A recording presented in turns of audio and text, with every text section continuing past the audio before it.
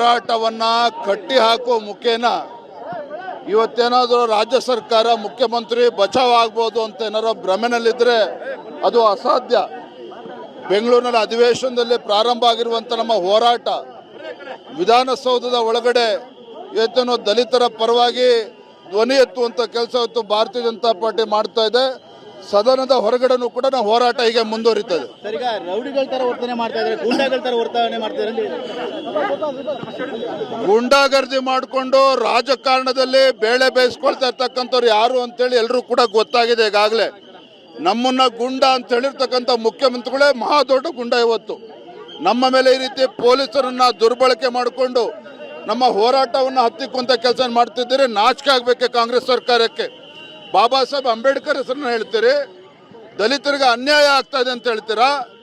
ಯಾವ ದಲಿತರ ಅಭಿವೃದ್ಧಿಗೆ ಮೀಸಲಿಟ್ಟಿರ್ತಕ್ಕಂಥ ಹಣವನ್ನು ಕೊಳ್ಳೆ ಹೊಡೆದಿರ್ತಕ್ಕಂಥ ಸಚಿವನನ್ನ ರಕ್ಷಣೆ ಮಾಡ್ತೀರಿ ಅಂತ ಹೇಳಿದ್ರೆ, ನಾನು ಹೇಳ್ತಾ ಇದ್ದೇನೆ ಮಾನ್ಯ ಮುಖ್ಯಮಂತ್ರಿಗಳೇ, ನಿಮ್ಮ ಪಾಪದ ಕೂಡ ಇವತ್ತು ತುಂಬಿದೆ. ಕಾಂಗ್ರೆಸ್ ಸರ್ಕಾರದ ಪಾಪದ ಕೂಡ ತುಂಬಿದೆ.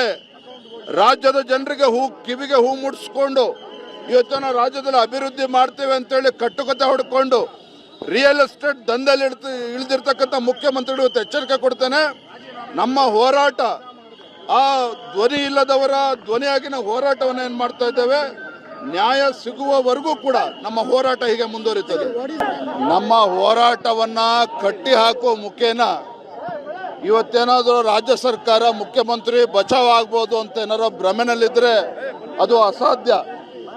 ಬೆಂಗಳೂರಿನ ಅಧಿವೇಶನದಲ್ಲಿ ಪ್ರಾರಂಭ ಆಗಿರುವಂಥ ನಮ್ಮ ಹೋರಾಟ ವಿಧಾನಸೌಧದ ಒಳಗಡೆ ಇವತ್ತೇನೋ ದಲಿತರ ಪರವಾಗಿ ಧ್ವನಿ ಎತ್ತುವಂಥ ಕೆಲಸ ಇವತ್ತು ಭಾರತೀಯ ಜನತಾ ಪಾರ್ಟಿ ಮಾಡ್ತಾ ಇದೆ. ಸದನದ ಹೊರಗಡೆನೂ ಕೂಡ ನಾವು ಹೋರಾಟ ಹೀಗೆ ಮುಂದುವರಿತದೆ. ರೌಡಿಗಳ ತರ ವರ್ತನೆ ಮಾಡ್ತಾ ಇದ್ದಾರೆ, ಗೂಂಡಾಗಳ ತರ ವರ್ತನೆ ಮಾಡ್ತಾ ಇದ್ದಾರೆ.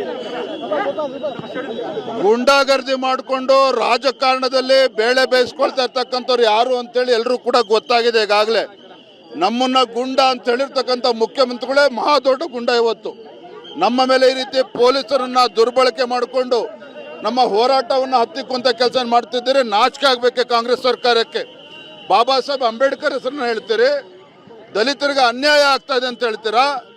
ಯಾವ ದಲಿತರ ಅಭಿವೃದ್ಧಿಗೆ ಮೀಸಲಿಟ್ಟಿರ್ತಕ್ಕಂಥ ಹಣವನ್ನು ಕೊಳ್ಳೆ ಹೊಡೆದಿರ್ತಕ್ಕಂಥ ಸಚಿವನನ್ನ ರಕ್ಷಣೆ ಮಾಡ್ತೀರಿ ಅಂತ ಹೇಳಿದ್ರೆ, ನಾನು ಹೇಳ್ತಾ ಇದ್ದೇನೆ ಮಾನ್ಯ ಮುಖ್ಯಮಂತ್ರಿಗಳೇ, ನಿಮ್ಮ ಪಾಪದ ಕೂಡ ಇವತ್ತು ತುಂಬಿದೆ.